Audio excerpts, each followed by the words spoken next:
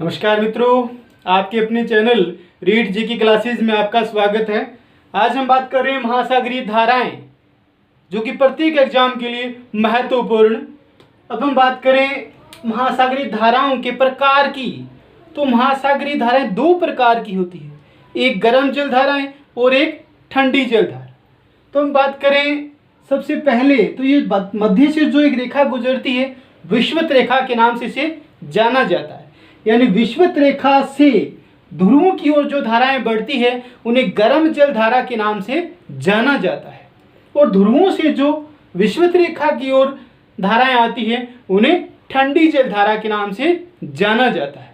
तो विशेषतः आप ये बात याद रखें कि उत्तरी और दक्षिणी ध्रुवों से जो विषुवत रेखा की ओर धाराएं बहती है उसे ठंडी जल धारा के नाम से जाना जाता है, और विषुवत रेखा से उत्तरी और दक्षिणी ध्रुवों की ओर जो धाराएं बहती हैं उन्हें गर्म जल धारा के नाम से जाना जाता है। अब हम बात करें अटलांटिक महासागर की गर्म जल धाराओं के बारे में। पहले तो गर्म जल धाराओं की बात करें तो विषुवत रेखा के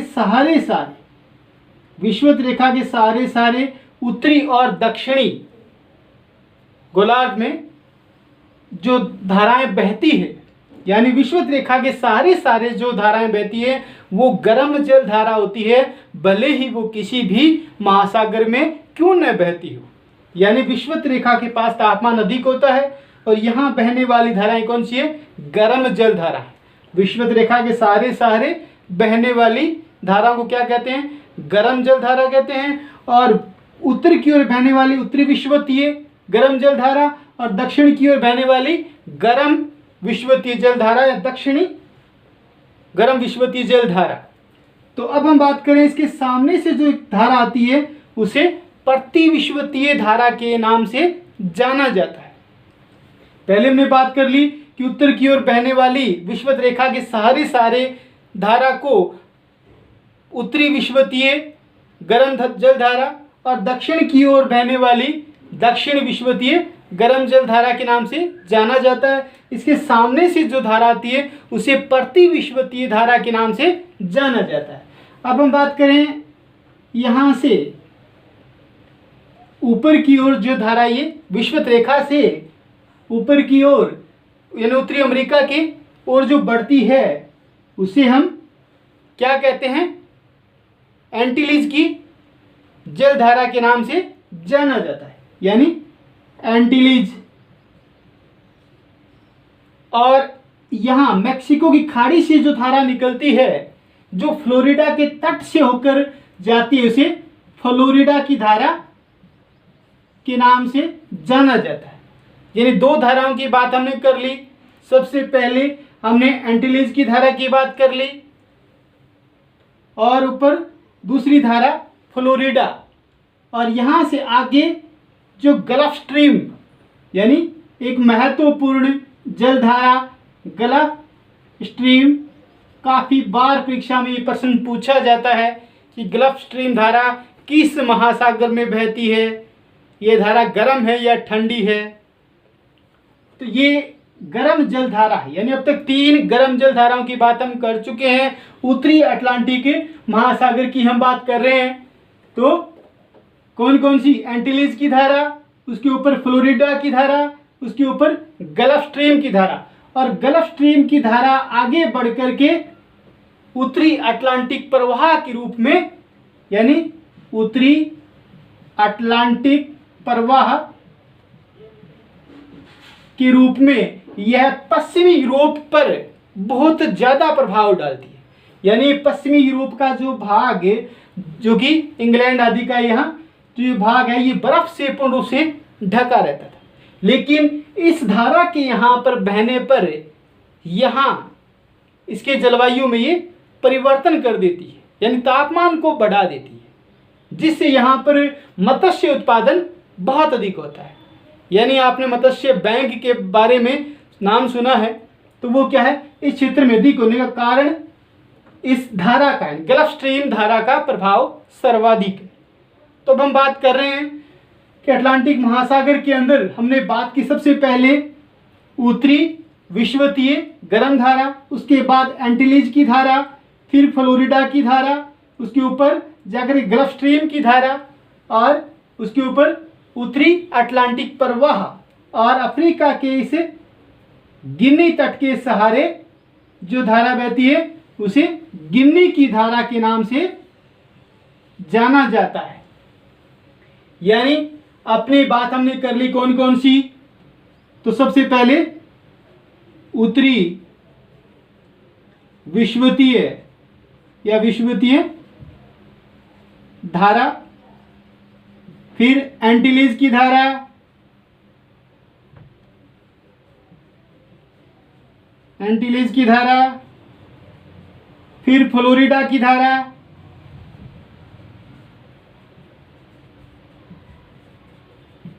गल्फ स्ट्रीम की धारा,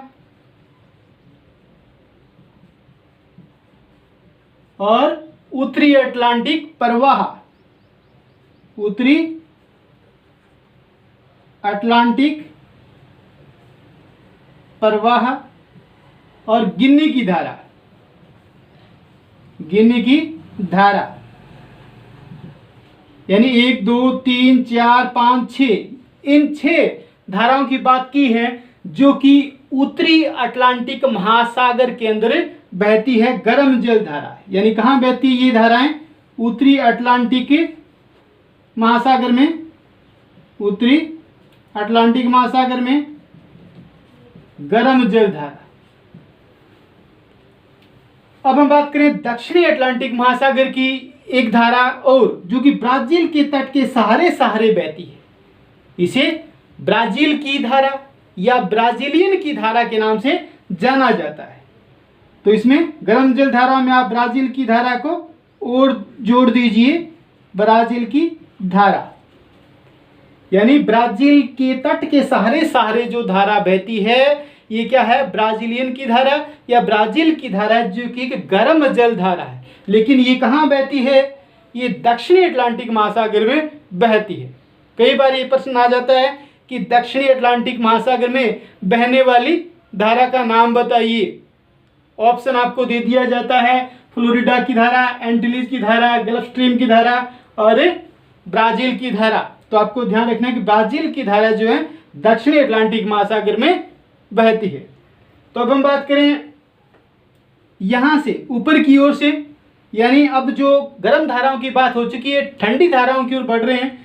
तो ठंडी धाराओं में ऊपर की ओर से जो धारा आती है उसे हम क्या कहते हैं? फोकलैंड की धारा कहते हैं। क्या कहते हैं?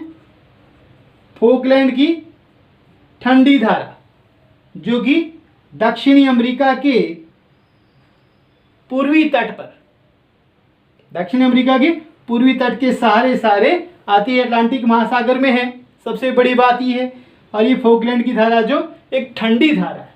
इसके अलावा हम बात करें ऊपर की ओर आते हैं तो ग्रीनलैंड के पूर्व के तट के सहारे सहारे जो धारा बहती है उसे पूर्वी ग्रीनलैंड की धारा के नाम से जाना जाता है। यानी पूर्वी ग्रीनलैंड की धारा,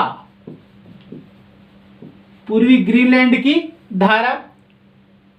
इसके अलावा यहां इसके पास से एक और धारा निकलती है, इसे इरिमिंगन की धारा, इरिमिंगन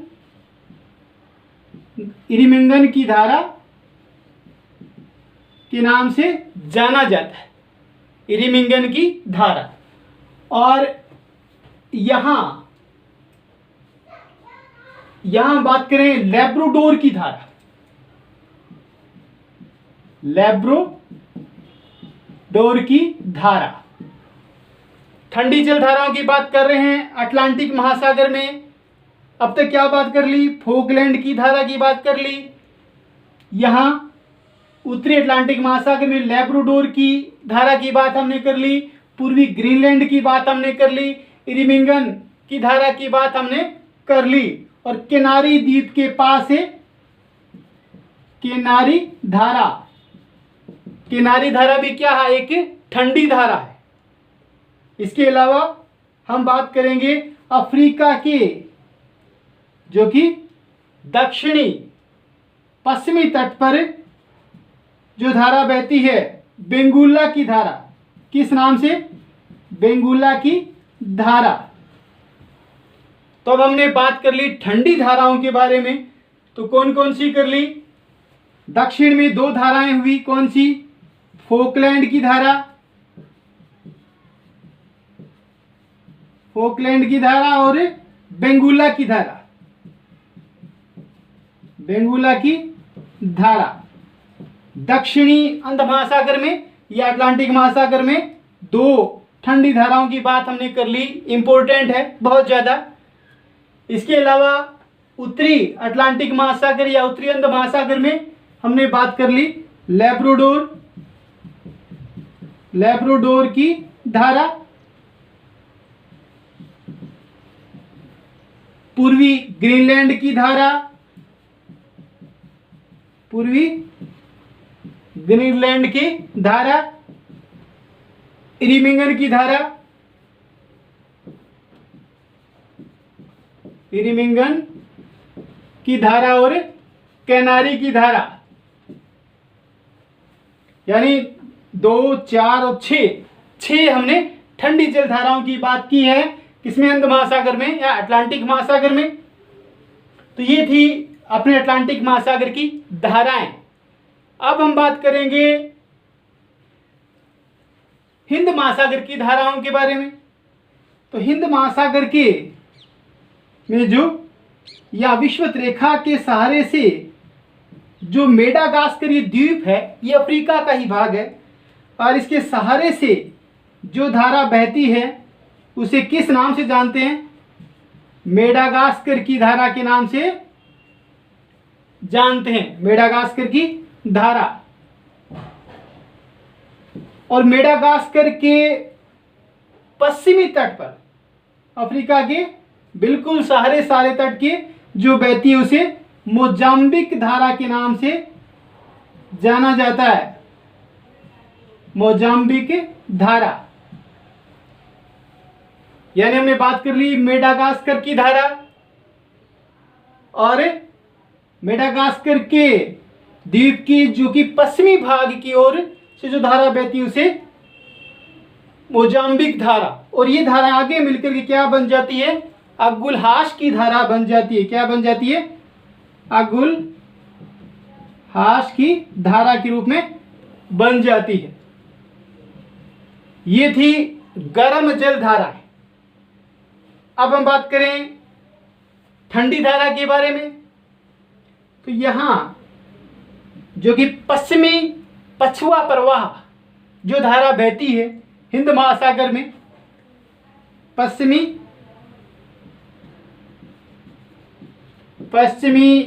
पछुआ प्रवाह, ये क्या है, ठंडी जल धारा है। और ये यहां से होकर के ऑस्ट्रेलिया के पश्चिमी तट की ओर आती है, तो यहां ऑस्ट्रेलिया की पश्चिमी जल धारा के नाम से भी जानी जाती है। यानी पश्चिमी ऑस्ट्रेलिया की धारा, पश्चिमी ऑस्ट्रेलिया की जो धारा है वो भी क्या है, ठंडी जल धारा है। आपको ध्यान रखना है कि ऑस्ट्रेलिया के दोनों ओर यानी पश्चिमी की ओर जो धारा बहती है वो क्या है, ठंडी जल धारा है, और ऑस्ट्रेलिया के पूर्व की ओर जो जल धारा बहती है वो गर्म जल धारा है। तो आपको ध्यान रखना है, कंफ्यूज नहीं होना है कि ऑस्ट्रेलिया के पश्चिम की ओर जो धारा बहती है उसे वो ठंडी जल धारा है, क्योंकि वो ध्रुवों से कहाँ आ रही है, विषुवत रेखा की ओर आ रही है। और उसकी बात हम करेंगे कि ऑस्ट्रेलिया के पूर्वी तट पर जो धारा बहती है वो क्या है, गर्म जल धारा है, क्योंकि वो विषुवत रेखा से ध्रुवों की ओर बढ़ रही है। तो अपने को ये बात ध्यान रखनी है। अब दोबारा देख लेते हैं थोड़ा सा कि हिंद महासागर की धाराओं की हमने बात की अभी। मेडागास्कर द्वीप जो कि अफ्रीका का ही भाग है, इसके पूर्वी तट के सहारे जो धारा बहती है उसे मेडागास्कर गर्म जल धारा के नाम से जाना जाता है, और मेडागास्कर की पश्चिमी की ओर बहने वाली धारा को मोजाम्बिक धारा के नाम से जाना जाता है। ये दोनों धाराएं आगे मिलकर के अगुलहास धारा का निर्माण करती है। और ये तो थी हमारी गर्म जल धारा। ठंडी धारा की बात करें तो पश्चिमी पछुआ प्रवाह जल धारा और पश्चिमी ऑस्ट्रेलिया की धारा, ये दो धाराएं कौन सी होगी, ठंडी जल धारा होगी। अगर आपको वीडियो पसंद आ रहा है तो प्लीज चैनल को सब्सक्राइब जरूर करें। अब हम बात करेंगे आगे प्रशांत महासागर की धाराओं के बारे में, कि प्रशांत महासागर की धाराएं, प्रशांत महासागर जो कि सबसे बड़ा महासागर है, की धाराओं की बात करें तो सबसे पहले हम बात करें अमेरिका के, दक्षिण अमेरिका के पश्चिमी तट के सहारे एक धारा बहती है। कौन सी? जिसे एल नीनो के नाम से जाना जाता है, एल नीनो की धारा। तो एल नीनो जो कि लगभग इसकी उत्पत्ति 25 दिसंबर के आसपास होती है, इसीलिए ईसा मसीह के जन्मदिन के आसपास तो इसे छोटा शिशु के नाम से इसे जाना जाता है। इसका प्रभाव भारतीय मानसून पर बहुत अधिक होता है। कई बार ये प्रश्न आता है कि भारतीय मानसून पर किसका प्रभाव होता है? एल नीनो का प्रभाव सर्वाधिक होता है और इसके कारण मानसून कमजोर पड़ जाता है, क्योंकि ये सक्रियता इसकी अधिक होती है तो यहाँ पर तापमान अधिक हो जाता है। इसके कारण भारत अपने तापमान के कारण भारतीय मानसून को ये कमजोर कर देता है और यहाँ ये अनावृष्टि को जन्म देता है, यानी यहाँ वर्षा हमारी ये कम होती है, औसत से कम होती है। और इसी का एक दूसरा रूप है ला नीनो। क्या है? ला नीनो, जो कि क्या है? यहाँ सक्रियता की कमी होती है और यहाँ भारतीय मानसून पर सकारात्मक प्रभाव पड़ता है और अतिवृष्टि को जन्म देता है, यानी भारतीय मानसून से हमारे औसत से अधिक वर्षा होती है। किसके कारण? ला नीनो के प्रभाव के कारण। तो आपको ये बात ध्यान रखनी है। तो अब हम बात करें दक्षिण अमेरिका की, हमने बात कर ली कि यहाँ एल नीनो की धारा बहती है। इसके अलावा हम बात करें ऑस्ट्रेलिया, जो कि ये हम बात कर रहे थे यहाँ प्रशांत महासागर की, प्रशांत महासागर का आधा भाग इस साइड है। तो यहाँ ऑस्ट्रेलिया के पूर्वी तट के सहारे सारे जो धारा है उसे क्या कहते हैं? पूर्वी ऑस्ट्रेलियन धारा। कौन सी है? गर्म धारा है। ये धारा गर्म धारा है। उत्तरी प्रशांत महासागर की बात करें, उत्तरी पूर्वी, तो यहां से हम बात करेंगे कि जो अपने एशिया के तटीय सहारे और दक्षिण चीन सागर के सहारे सारे जो धारा बहती है उसे सुसीमा की धारा के नाम से जाना जाता है। किस नाम से? सुसीमा। सुसीमा की जलधारा के नाम से जाना जाता है, जो कि एक गर्म जलधारा है। और जापान के पूर्वी तट के सहारे सारे जो धारा बहती है उसे क्यूरोसियो धारा के नाम से जाना जाता है। क्यूरोसियो धारा के कारण जापान के अंदर भू संकलन अधिक होता है, बाढ़ आ जाती है, यहाँ बर्फ पिघल जाती है, जान माल का नुकसान बहुत अधिक होता है। इसलिए उसे जापान की काली धारा के नाम से जाना जाता है। क्या? जापान की काली धारा, काली धारा या ब्लैक स्ट्रीम के नाम से जाना जाता है, क्योंकि क्यूरोसियो धारा, गर्म जो जलधारा है, इसके कारण जापान में नुकसान अधिक होता है, बाढ़ आ जाती है, भूस्खलन होता है, आदि समस्याएं बनती है। अब हमने बात कर ली प्रशांत महासागर की गर्म जलधाराओं के बारे में। कौन कौन सी? तो उसके बारे में एक बार लिख देता हूं कि सबसे पहले हमने बात की एल नीनो की, उसके बाद हमने बात की पूर्वी ऑस्ट्रेलिया की, पूर्वी ऑस्ट्रेलियन धारा, और फिर हमने बात की सुसीमा की, उसके बाद हमने बात की क्यूरोसियो की, क्यूरोसियो धारा की बात की। तो ये हमने बात कर ली किसकी? प्रशांत महासागर की गर्म धाराओं के बारे में हमने बात की। अब हम बात करें प्रशांत महासागर की ठंडी जलधाराओं के बारे में कि प्रशांत महासागर की ठंडी जलधाराएं कौन कौन सी है। तो अब हम बात करें सबसे पहले दक्षिणी अमेरिका के पश्चिमी तट के सहारे पेरू की धारा, पेरू या इसे हम्बोल्ट की धारा के नाम से जाना जाता है। क्या? पेरू या हम्बोल्ट, इन हम्बोल्ट नामक विद्वान ने इस धारा की खोज की थी, तो इसे हम्बोल्ट नाम से या हम्बोल्ट की जल धारा के नाम से जाना जाता है। ये क्या है कि ठंडी जल धारा है। पेरू या हम्बोल्ट क्या है? एक ठंडी जल धारा है। इसके अलावा उत्तरी अमेरिका के पास कैलिफोर्निया के तट के सहारे जो धारा बहती है उसे कैलिफोर्निया की धारा के नाम से जाना जाता है। क्या? कैलिफोर्निया धारा, जो कि कैलिफोर्निया के तट के सहारे बहती है, इसलिए इसे कैलिफोर्निया की धारा के नाम से जाना जाता है। इसके अलावा हम बात करें यहां जापान के ऊपर की ओर, तो यहां से आने वाली आयोसियो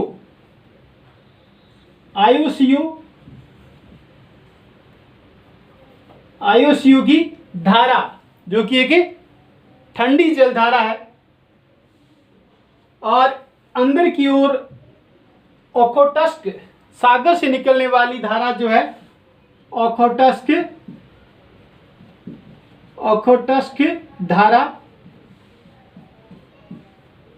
तो हमने बात कर ली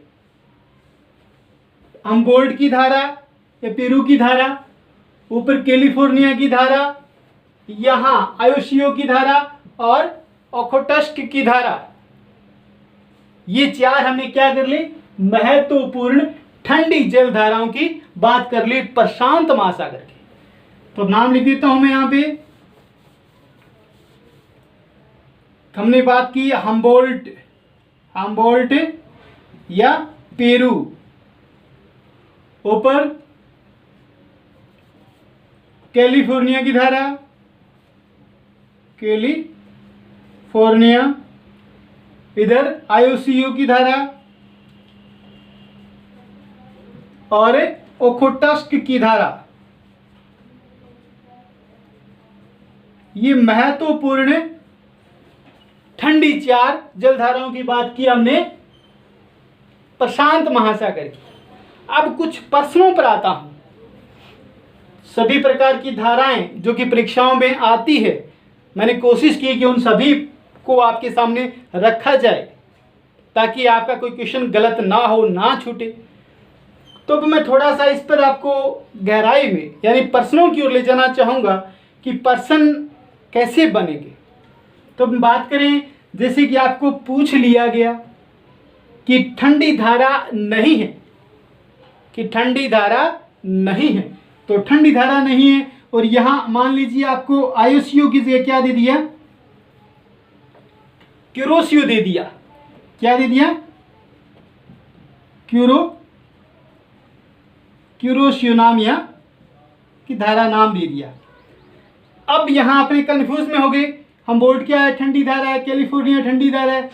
ओखोटस्क की धारा भी क्या है? ठंडी जल धारा है। लेकिन अगर अपने उस समय ये रहा कि आयोसियो और क्यूरोसियो में अगर अंतर करना भूल गए तो क्या होगा? ये क्वेश्चन भी हमारा गलत हो सकता है। यानी इस प्रकार के क्वेश्चन सामने आते हैं।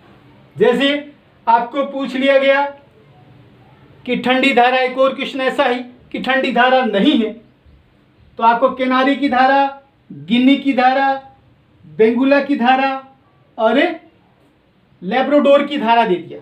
अब केनारी और गिनी का नाम जो है आपको करीब करीब सा परीक्षा हॉल में नजर आएगा, तो वहां आपको गिनी जो कि गर्म जल धारा है उसको चुनना होगा। तो उसी प्रकार बात कर लें कि अटलांटिक महासागर की धारा नहीं है। प्रश्न आ गया कि अटलांटिक महासागर की धारा नहीं है, तो आपको 4 ऑप्शन मिलेंगे। कौन कौन से मिलेंगे?